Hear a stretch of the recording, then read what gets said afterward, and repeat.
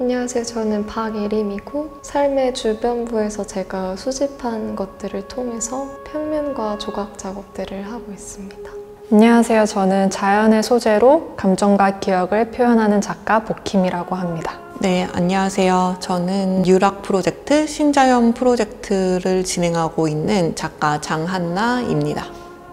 정말 예전으로 거슬러 가서 뉴락 프로젝트 전까지의 작업을 아우르는 주제라고 생각을 하면은 경계에 있는 것들, 이분법적으로 나뉘어져 있는 것들 사이에 있는 것들을 들여다보고 그것들을 보이는 것에 관심이 있었어요. 뉴락 프로젝트를 시작할 즈음부터는 인간의 욕망에 의해서 자연이 어떤 식으로 변하는지, 어떤 새로운 자연이 만들어지고 있는지 이 부분에 관심을 가지고 작업을 진행 중에 있습니다. 제가 진행하고 있는 뉴락 프로젝트 같은 경우에는 사람들이 만든 인공물 중에 굉장히 대표적이라고 할 수 있는 플라스틱들이 자연에 놓인 후에 이것이 어떻게 자연의 일부가 되고 있는지를 보여줍니다. 바람과 파도에 의해서 돌의 형상으로 둥글게 깎이기도 하고요. 다양한 생명들이 이곳을 생태 공간을 삼으면서 이 인공이 점점 자연물의 형상을 갖게 되기도 하고 열에 의해서 땅과 하나가 돼서 대지의 일부가 된 플라스틱들도 관찰을 할 수가 있습니다. 저는 시간의 흐름에 따라 변화하는 것들을 자연의 섭리라고 생각을 하고 이걸 좀 효과적으로 표현하기 위해서 자연 재료를 작품에 쓰곤 있는데 이전에 비영속성이라는 Impermanent라는 시리즈를 할 때는 시간의 흐름에 따라 변화하는 것이 자연의 섭리이다라는 주제로 캔버스 위에 방충망을 얹고 페인트와 석고가루를 올려서 펴바르는 작업을 했었는데요.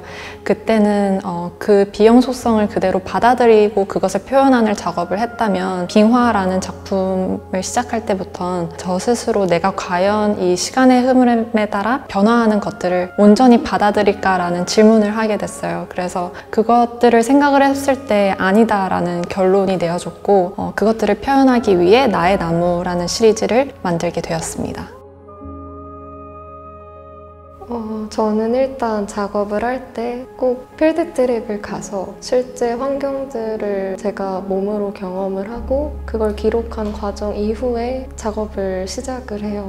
그러니까 저는 여러 가지 장소를 가는데 그 중에는 되게 오래전 고생대 때부터 유지된 생태계인 경우도 있고 혹은 사람들이 떠난 후에 폐허가 되고 그곳을 뭔가 자연이 잠식한 관계의 전복을 목격할 수 있는 공간도 있었고 혹은 제가 머무는 거주 공간이랑 굉장히 가까운 곳에 있는 사람들이 일군 텃밭이라든지 혹은 산책로가 형성된 어떤 산이라든지 그 모든 공간에 갈 때마다 제가 느끼는 점은 그러니까 우리가 흔히 자연과 인간을 이분법적으로 나누고 그들이 우리와 되게 동떨어져 있는 존재로 생각할 때가 많은 것 같아요. 그들을 이해할 때 우리가 생각하는 것들에 한정해서 그들을 이해하는 순간이 많은데 그런 여러 가지 환경을 거닐다 보면은 그들이 어떻게 살아가고 있는지 그리고 우리의 삶과 어떤 식으로 연결되어 있는지 그 관계의 복잡성을 목격할 수 있는 순간이 굉장히 많은데 그 복잡성이 제 작업에서는 가장 중요한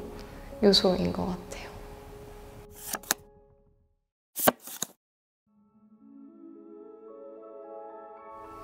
어떤 명확한 내러티브와 인물들이 드러나는 하나는 저도 이번이 처음이었는데 이런 시도를 한 이유는 제가 필드 트립을 가고 어떤 공간들을 직접 경험을 하면서 항상 가상의 서사를 상상을 하고 가령 어떤 아이가 있고 그 아이가 한 번도 자기 말고 다른 어떤 살아있는 유기체를 목격하지 못한 아이라고 했을 때 뭔가 그런 흔적들과 화석과 여러 가지 파편들을 보면서 자신이 아닌 어떤 살아있는 생명체를 상상할 때 어떤 모습을 떠올릴 수 있을까라든지 그런 상황을 가정해보면서 작업을 할 때가 많은데 그걸 드러내는 게 제 작업에서 꼭 필수적인 과정은 아니었어요. 근데 이번에는 그 서사가 작업의 프롤로그처럼 이 이야기 속으로 들어가는 일종의 문처럼 작동하면 좋겠다는 생각을 했어서 이 시리즈를 만들게 되었어요.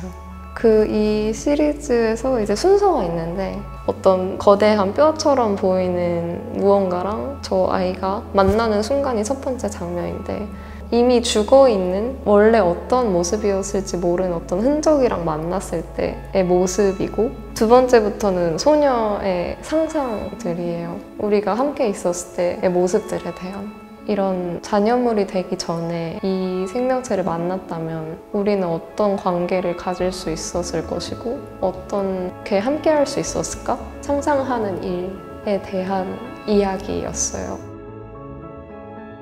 이번 전시 안에서 나의 나무라는 시리즈를 작업하게 됐는데요. 첫 번째 작품은 93년의 9월 한 쌍으로부터라는 제목의 작품이고 두 번째 작품은 나이테라는 작품입니다. 93년의 9월 한 쌍으로부터는 나무를 모티브로 한 작품인데요. 제가 부모님을 떠올리면 상징적으로 나무를 떠올리게 됐고 그래서 작품에 보시면 두 그루의 나무가 우뚝 서 있는 모습을 보실 수 있습니다. 근데 이렇게 멀리서 보시면 두 그루의 나무가 손을 맞잡고 있는 듯한 형상이 보이기도 하는데 나무 연리지에서 영감을 받았고 손을 잡고 있기도 하지만 하나의 울타리가 되어주는 느낌도 들고 사이드에 있는 양쪽 캔버스를 다 같이 보면 뭔가 하나의 춤추는 듯한 형상을 볼 수도 있고 마치 저를 감싸안고 있는 듯한 모습을 상상하기도 했고 한 쌍으로부터 탄생된 한 가정의 울타리를 표현하기도 했습니다. 나무가 생존하기 위해서 스스로 가지치기를 하는 것처럼 부모님도 하나의 건강한 가정을 이루기 위해서 스스로를 많이 희생하셨기 때문에 이런 모습들이 나무와 많이 닮아 있다고 느껴졌는데 멀리서 보면 자연도 자연 안에서 그들의 세상을 이루고 있는 것처럼 인간도 비슷한 세상을 이루고 있다고 느껴졌어요. 두 번째로는 나이테라는 작품이 있는데 나무 기둥의 껍질을 모티브로 추상적으로 표현한 작품입니다. 제가 아로색이다 시리즈 때 하늘 사진을 찍고 일기를 쓰는 것처럼 나무 기둥이나 나무의 사진을 많이 평소에 찍곤 하는데 부모님이랑 여행을 가거나 어디 산책을 나갈 때 그때 나무의 사진을 또 찍으면서 나무 기둥의 나무 껍질의 결이 마치 부모님이 늙어가시는 모습, 예를 들어서 주름살이라든지 기미라든지 흰머리가 자라나시는 모습과 매우 닮아 있다고 느껴져서 이 나무의 껍질을 부모님의 노화, 시간의 흐름에 따라 변화하는 부모님의 모습으로 비유해서 작업을 만들게 되었습니다. 이제 나이테라는 작품은 이미지 트랜스퍼링 기법으로 주로 시작이 되는데 일단 캔버스 위에 이미지 트랜스퍼링을 한 이후에 그 위에 페인트를 얹고 다시 모래를 뿌리고 한지를 얹고 다시 또 페인팅을 하는 이런 중첩적인 과정을 통해서 최대한 나무 기둥의 결을 살리려는 작업을 했습니다. 나이테에 중첩된 한지와 모래 그리고 맨 마지막 레이어에 얹혀진 모래들이 일정 부분은 견고하게 붙어 있지만 마지막 레이어에 얹혀진 모래나 흙들은 조금씩 시간의 흐름에 따라 떨어지곤 해요. 이걸 시간의 흐름에 따라 변화하는 아름다움이라고 표현을 하고 싶었습니다. 이번 전시에는 신자연 유락 속 개미 영상 작업과 신풍경이라는 설치 작업 그리고 유락들을 촬영한 사진 작업 등이 전시가 되어 있습니다. 제가 2023년도에 인천에서 1m 정도 되는 커다란 유락을 수집을 해왔는데 그 주변에서 계속 하얀색 가루가 떨어지는 것을 발견을 하게 됩니다. 개미들이 이 플라스틱을 생태 공간 삼으면서 집을 짓기 위해서 계속 플라스틱들을 뜯어내서 밖으로 내뱉고 있었던 거죠. 그래서 저는 반년 정도에 거쳐서 개미들이 어떻게 플라스틱을 생태 공간으로 만들고 있는지를 촬영을 했고 그것을 8분 40초짜리 영상으로 편집을 한 것이 신자연 유락 속 개미라는 작업입니다. 저 영상을 중심으로 해서 아래쪽에는 신풍경이라는 작업이 설치가 되어 있는데요. 일단 바닥에 하얀색 모래를 깔았어요. 이 모래를 깐 이유는 제가 유락 오브제들을 수집을 하는 곳이 주로 모래가 있는 해안가여서이기도 하고요. 그리고 저 하얀색 떨어지는 이 플라스틱 가루들이 마치 이렇게 연장이 돼서 바닥에 깔려있는 듯한 느낌을 좀 연출하기 위해서 흰 모래를 바닥에 깔았고 그 위에 뉴락들을 하나의 섬들인 것처럼, 하나의 지형의 축소판인 것처럼 이렇게 설치를 해 놓았습니다. 그래서 우리가 자연에서 바라보게 되는 풍경이 예전과 좀 달라졌음을, 지금 우리가 바라보게 될 풍경이 어떤 모습인지를 좀 상상하실 수 있도록 신풍경이라는 설치를 해보게 되었습니다. 그리고 뉴락 사진 작업들 같은 경우에는 저는 플라스틱 암석들인 뉴락들이 굉장히 독특한 물성을 가지고 있다고 생각을 해요. 왜냐하면 이들은 인공으로 만들어졌는데 자연의 시간을 보내면서 그 자연의 세월들이 이렇게 더딥혀져 있는 것들이거든요. 그래서 매크로 렌즈를 이용을 해서 이들을 촬영을 했고, 이들의 시간과 독특한 물성들을 좀 더 자세히 들여다보실 수 있도록 사진 작업도 함께 준비해 보았습니다.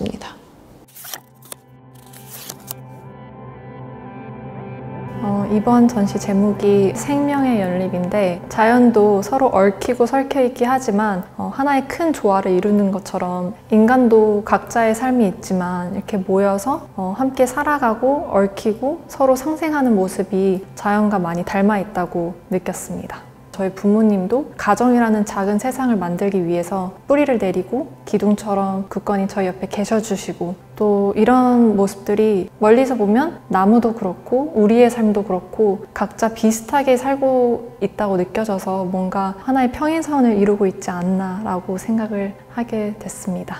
저는 작업을 진행하면서 자연과 인간의 관계에 대해서 또 생각을 해보게 되는데요. 예를 들면 빅뱅이 136억 년 전에 있었고 지구는 46억 년 전에 만들어졌을 거라고 사람들이 생각을 하는데, 그 시간 속에서 인간은 100년 정도를 살죠. 그리고 때때로 우리는 인간이 만든 플라스틱이 1000년 동안 지구에 머무르는 것에 대해서 좀 걱정을 하기도 해요. 그런데 제가 이 지구의 시간성, 그리고 자연의 그 수십억 년이라는 시간성 속에서 1000년이라는 시간이 갖는 게 어떤 의미일까에 대해서 생각을 해봤어요. 근데 그게 사실은 굉장히 찰나이더라고요.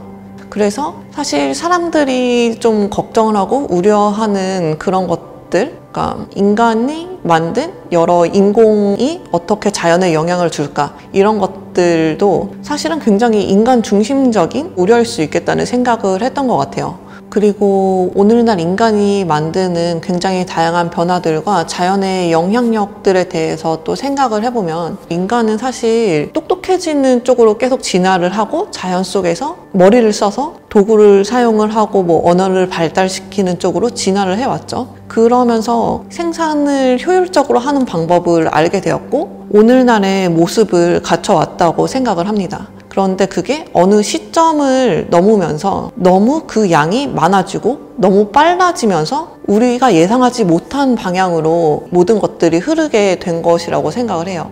그래서 인간의 욕망이나 우리가 만든 지금의 모습에 대해서 무조건 부정적으로만 바라볼 것이 아니고, 이것이 왜 이렇게 될 수밖에 없었는지 그 모든 것들을 좀 그냥 바라보고 받아들이고 우리가 어떤 것들을 할 수 있는지 더 냉정하게 좀 고민을 해보면 좋지 않을까, 또 이런 생각을 해보게 됩니다. 사실 제가 자연에서 목격하는 것들은 어쨌든 사람의 통제권 밖에 있는 일들에 의해서 변형이 되고 뭔가 자라나고, 그런 것들이 가진 표면이나 형상은 사람이 임의적으로 만들 수 있는 것들이 아니다 보니까 어떻게 하면 내가 그들을 가지고 의미 있는 무언가를 재현할 수 있지? 그 과정에 대해서 되게 고민이 많았던 것 같아요. 제 경험을 말씀드리자면, 저는 베란다에서 식물들을 많이 키우는데 거기 고추랑 가지랑 그런 먹을 수 있는 열매가 나는 것들을 키우는데 새들이 많이 와요. 새들이 익은 것만, 정말 딱 익은 것만 가끔 따먹기도 하고, 그래서 매일매일 그 안에서 어떤 일들이 계속 변하고 있거든요. 그런 변화들이나 우리의 삶에서 굉장히 동떨어져 있다고 치부하던 것들을 조금 더 노력해서 들여다봤을 봤을 때 어떤 삶에서 감각할 수 있는 그 범위는 너무너무 달라진다고 생각해요. 너무너무 커지고, 그게 우리가 어떤 땅에서 살아가고 있는지에 대해서 이해할 수 있는 초석이 된다고 생각해요. 절대 멀리 있지 않기 때문에 그것들을 더 살피는 게 삶에 있어서 많은 것들을 확장시키는 것 같아요. 이게 뭐야?